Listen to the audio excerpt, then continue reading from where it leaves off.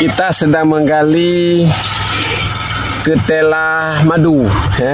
Jadi ketela madu Lam Tebak dia ada dua jenis ketela. Ada ketela madu Cilembu, ini ketela madu Lam Tebak.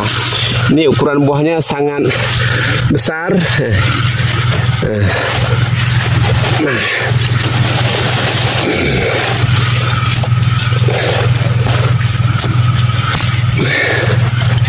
Ini ada besar lagi. Ada besar lagi nih bawah. Besar,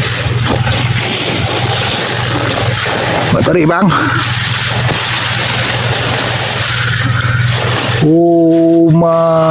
Bukan sembarang ya. Ketela madu. Buahnya sangat besar. Ini ukurannya satu biji mungkin ada 1,5 kilo. Ini 1,5 kilo. Ini mungkin 1,8 kilo on. Kalau kita timbang berat. Sekarang sudah bisa kita panen. Ternyata usaha tidak mengkhianati hasil. Ketela madu Lam Tebak.